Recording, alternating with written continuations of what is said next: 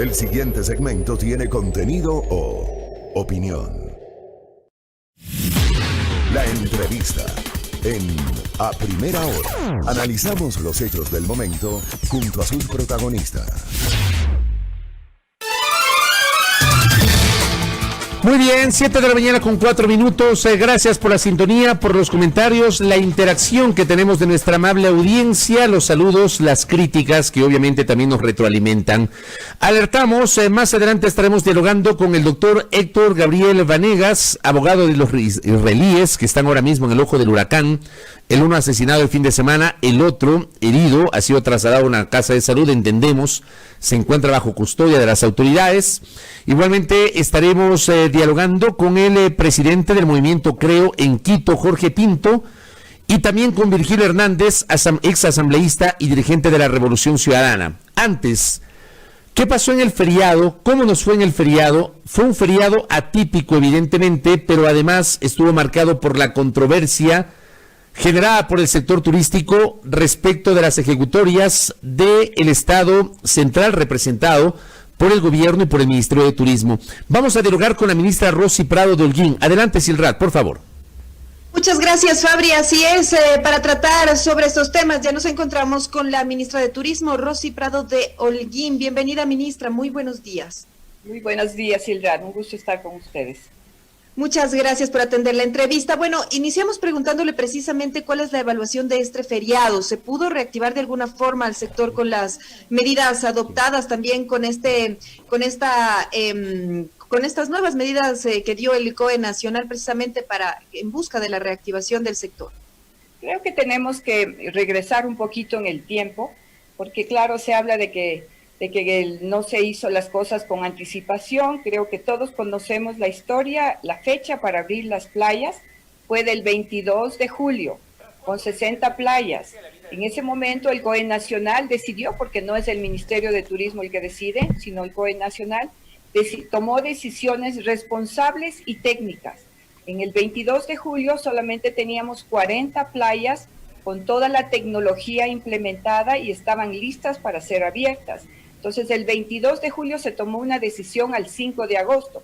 Eso quiere decir, eran casi 15 días de distancia entre esa fecha y la fecha en que se abrían definitivamente las playas. Por lo tanto, no se puede hablar de que se hizo al apuro, de que no se tomaron las previsiones, ni mucho menos. Para el 5 de agosto estaban listas 40 playas, con toda la tecnología, con cámaras, toda la tecnología del ECU 911 estaba implementada, había monitoreo, había perifoneo, teníamos los drones que son los que iban a chequear, y para que ustedes recuerden también, el aforo que podía ser utilizado en esas playas era únicamente del 30%. O sea, creo que debemos estar claros en ese sentido. Los resultados fueron que solamente seis alcaldes o 6 personas de 6 alcaldes de esos cantones decidieron que se abran esas playas.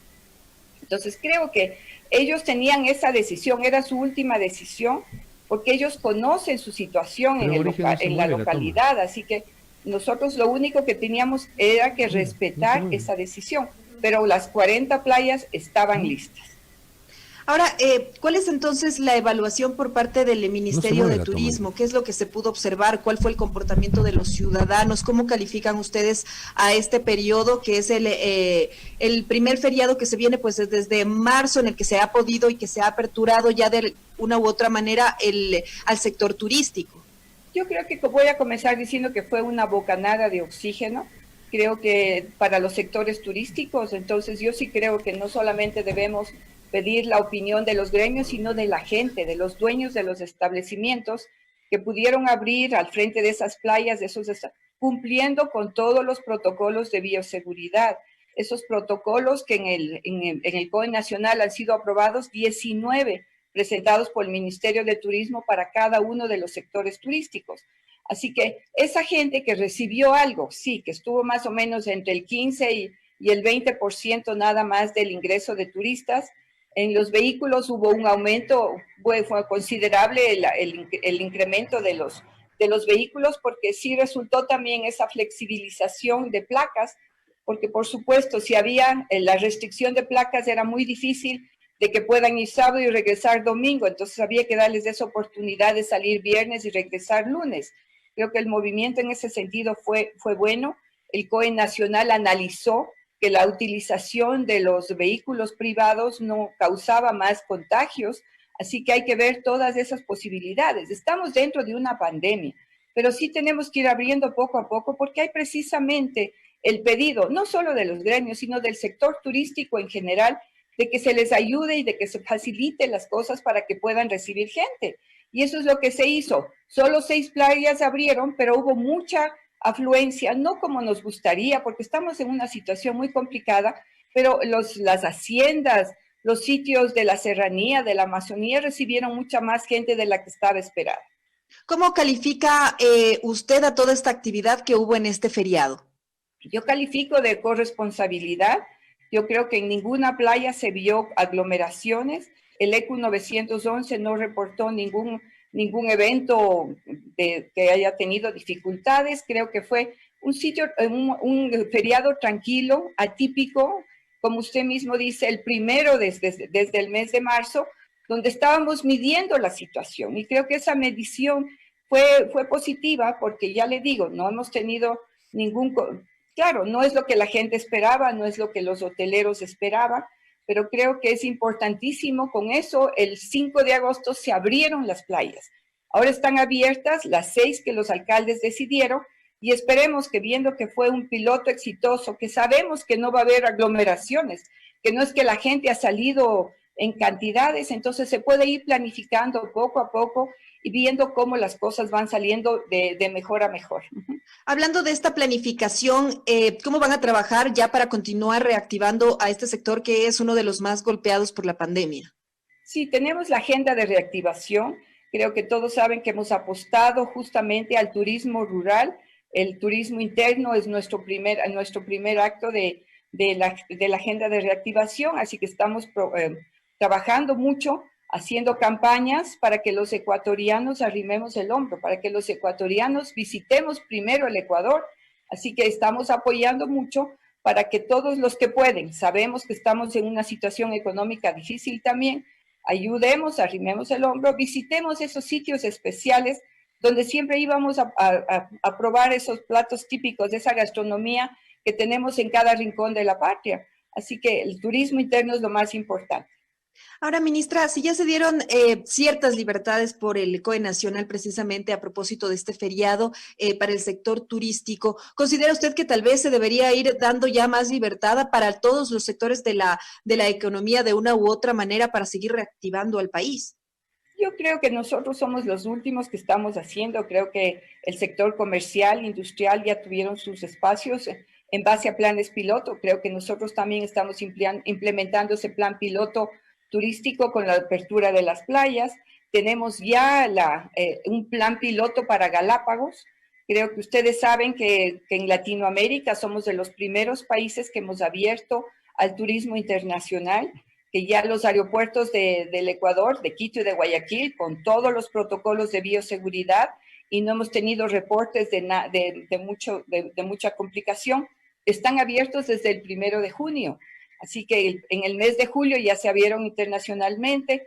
En agosto ya tenemos el APO de 48 horas para los turistas que vengan a Galápagos y estamos por sacar otra vez una forma en que los turistas vengan al Ecuador con pruebas PCR negativas y con esos resultados ya pueden hacer turismo en el Ecuador.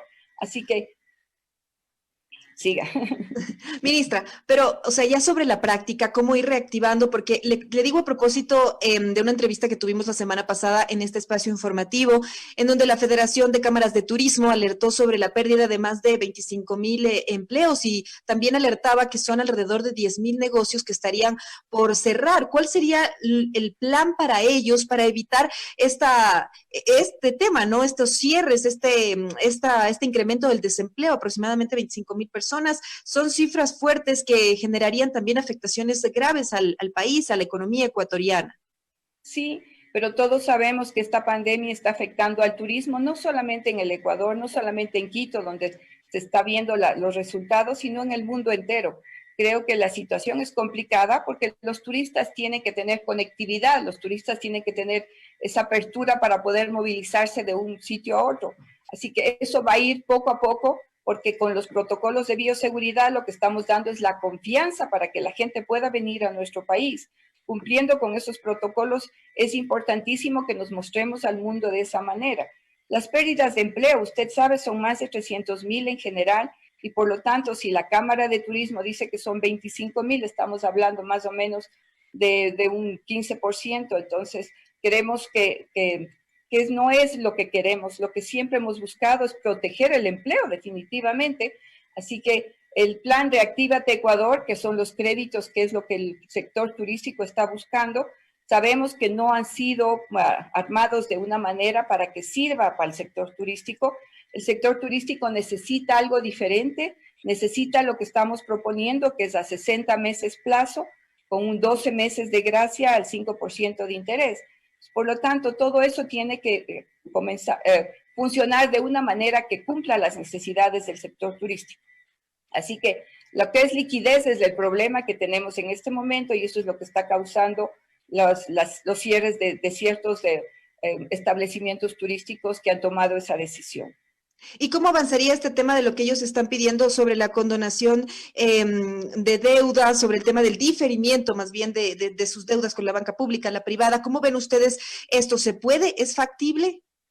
Eso es lo que quiero explicarles, que lamentablemente todo tiene que estar, son leyes y tiene que haber situaciones especiales para poder hacerlo. O sea, nosotros como Ministerio de Turismo no podemos condonar deudas. Esas deudas por ley nos dan posibilidades de flexibilización también. Por ejemplo, tenemos un solo arrendatario de un hotel en el país que quiere que se le condone los pagos, pero lamentablemente esos pagos no se pueden condonar, se le puede dar una flexibilización, es decir, que pague el 20% de la deuda y el 80% se le puede diferir hasta 36 meses plazo. Pero exonerar pagos no podemos, eso usted sabe que son recursos públicos que estamos obligados a cobrar, así que eso es imposible. Precisamente de eso ya le vamos a preguntar, pero me gustaría también cerrar esta parte con la propuesta, una de las propuestas de la Federación de Cámaras. Ellos pedían, por ejemplo, que se elimine el IVA para los turistas nacionales. ¿Es esto viable considerando la situación fiscal del país y además cómo hacerlo, no? Eso justamente es la situación. El IVA, esa propuesta se le ha dicho, se le ha pedido al SRI desde el año pasado. Nosotros tenemos el IVA para el turista que puede ser devuelto a través de un proceso. Nosotros sugerimos que en los otros países lo que hacen con el IVA es el IVA cero, especialmente para los turistas extranjeros. Sabemos que en el alojamiento el pagar 12% de IVA y 10% de servicios es un 22% que encarece y que no nos da competitividad al país. Entonces, por supuesto, esa es nuestra propuesta, pero también tenemos que entender que la situación económica del país es muy difícil. Además, la reducción del IVA, el IVA cero necesita una ley, y eso hay que hacer una propuesta, que eso tiene que hacer el SRI, el Ministerio de Finanzas, hay que hacer una propuesta, llegar a acuerdos, ir a la Asamblea, y la Asamblea tendría que aprobar. O sea, no es algo que se puede hacer fácil. Lo que se ha podido hacer, que se puede tramitar inmediatamente, por ejemplo, ya eliminamos el 1 por 1000 en la ley humanitaria. Ese 1 por 1000 está eliminado para el 2021. Los pagos del 2020, porque la exoneración de impuestos la eliminación de impuestos no es retroactiva, entonces es el pago del 2020 ya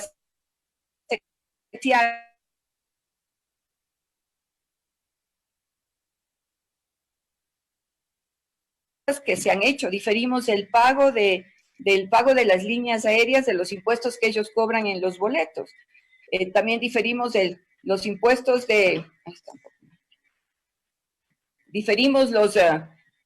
conseguimos que en la ley humanitaria también se incluya el descuento por gastos de turismo del pago del impuesto a la renta, como se hace con educación, con salud. Así que eso está incluido para el 2020 y el 2021. Entonces, se han hecho muchas gestiones para conseguir un alivio. Estamos trabajando también en reducir el techo de las LUAF, que ese es nuestro trabajo, para que los municipios puedan, si quieren ellos sí pueden exonerar los pagos, pero nosotros les estamos bajando el techo para que ellos puedan actuar libremente también.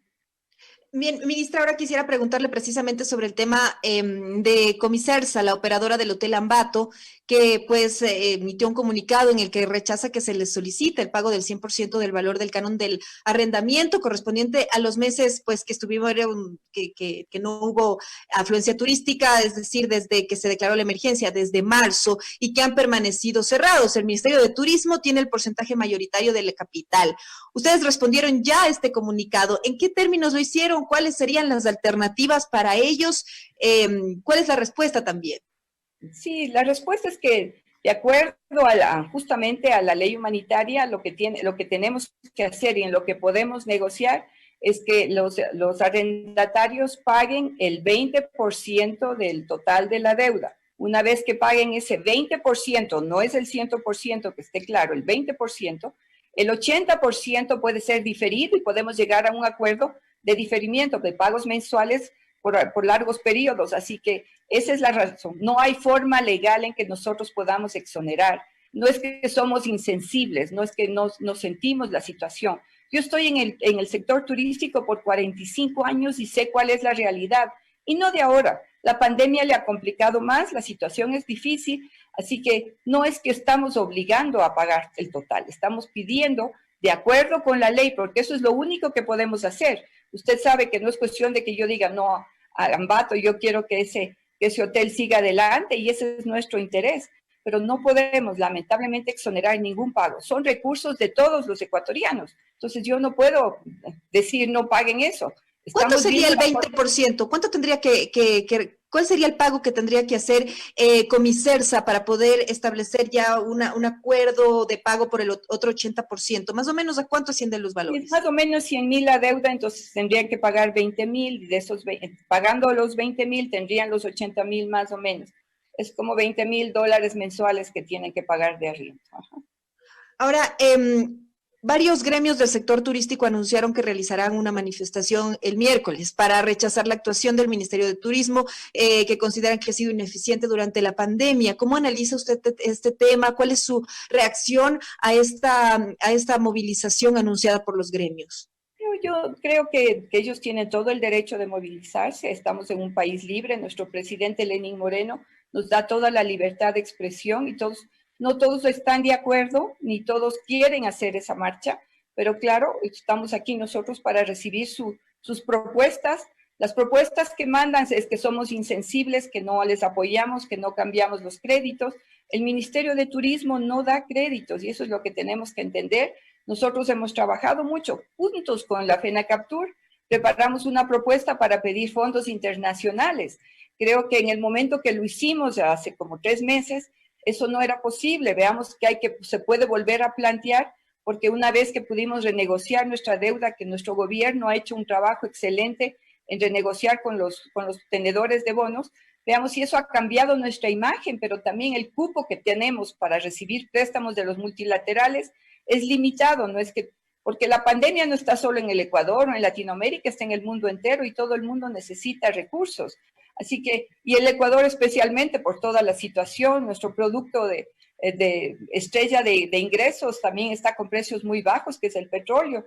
Así que los ingresos del SDI no son muchos porque no hay mucha actividad, pero estamos en ese sentido trabajando juntos y de la mano para ver la forma en que conseguimos créditos especiales, diferentes para el sector turístico, porque somos diferentes, porque ha sido el sector más golpeado de todos. Así que estamos trabajando en eso y hemos hecho una gestión increíble viendo la forma. De arrendatarios, le cuento que tenemos un solo arrendatario que es el Hotel Ambato. Entonces, Inmobiliar, que tiene muchísimos arrendatarios, yo he estado pidiendo, busquemos una forma para que todos los que tienen arriendos con el gobierno puedan tener algún tipo de ventaja. Pero no depende del Ministerio de Turismo, eso quiero aclarar. Yo sé, la gente puede decir eso, pero la gestión es lo que más se ha hecho en el Ministerio de Turismo y en apoyo del sector turístico. Ministra, para cerrar, desde las redes sociales nos preguntan sobre un proyecto enviado al Ministerio de Turismo que es de Ocapaz con el aval de la Cámara de Comercio Internacional y se trata de una aplicación que ya se estaría usando en otros países y según sus impulsores permitiría a las empresas y organizaciones verificar si sus empleados han cumplido y también los usuarios con las directrices de protección en medio de la pandemia del COVID-19. ¿Se ha analizado este tema? ¿Hay alguna respuesta sobre estos proyectos enviados a ustedes? Sí, nosotros recibimos la propuesta, nos parece una propuesta muy interesante. Esa propuesta se le pasa al Ministerio de Salud y en conjunto en el COE Nacional tiene que hacer. Como son unas aplicaciones, también interviene el Ministerio de Telecomunicaciones, así que estamos trabajando en equipo.